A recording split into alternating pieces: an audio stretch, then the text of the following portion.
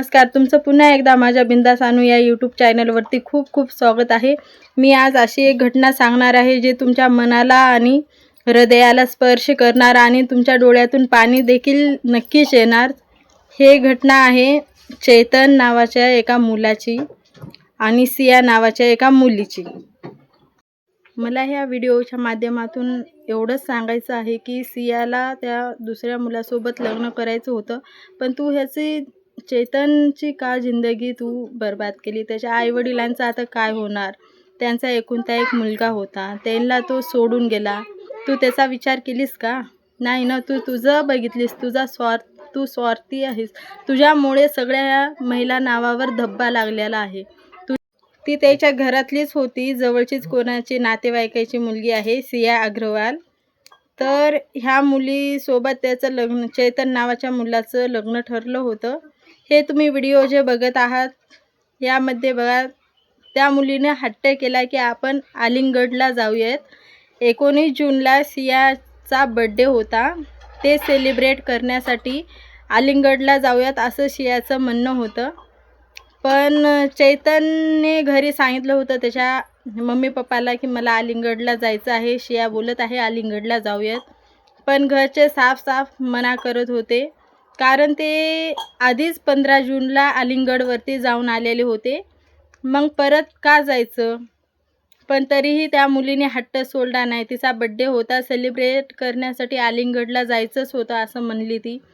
पण चैतनला ऐकावंच लागलं. मग चैतन सकाळी घरून 8:20 बाहेर पडला आणि त्या सिया नावाच्या मुलीच्या डोक्यामध्ये वेगळंच कारनामे चालत होते. पण चैतन बिचारा खुश, आणि त्याचे लग्न पण होणार होतं ना.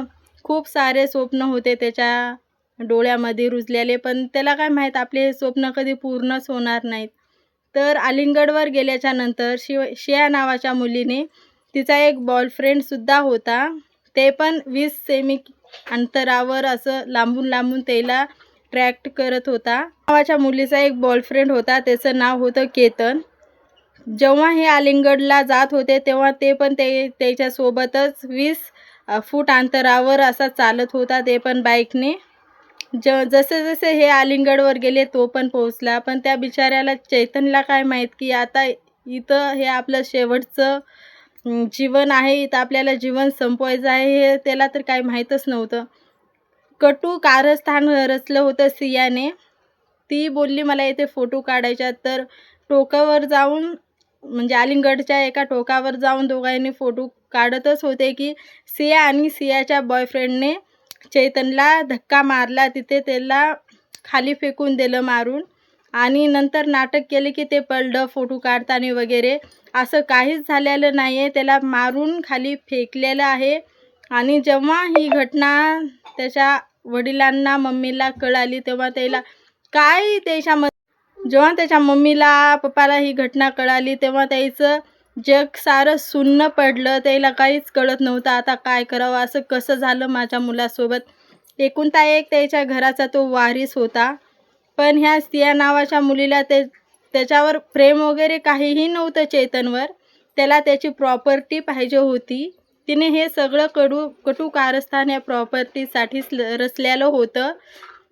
जेव्हा चैतनच्या वडिलांची मुलाखत घेण्यात आली, तेव्हा चैतनचे वडील म्हणले की सिया नावाची ही मुलगी, जेव्हा आम्ही तिथं गेलो, तिच्या चेहऱ्यावर पण तसं काहीच, जेव्हा एका मुलीचा नवरा वगैरे वारतो ना, जसं दुःख असतं तसं हिच्या चेहऱ्यावरती काहीच नव्हतं.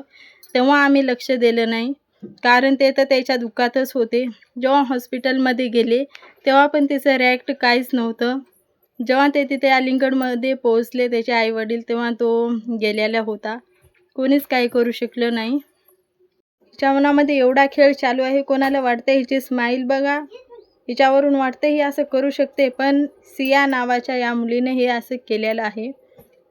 तर माझ्याकडून ह्या जर व्हिडिओमध्ये काय जर चुकलं असेल तर मला प्लीज छोटी बहीण समजून माफ करा.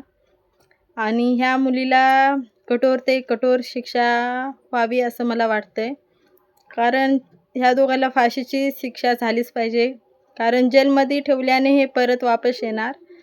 तुम्हाला काय वाटतंय मला कमेंटमध्ये नक्की सांगा. तर भेटूया नेक्स्ट व्हिडिओमध्ये.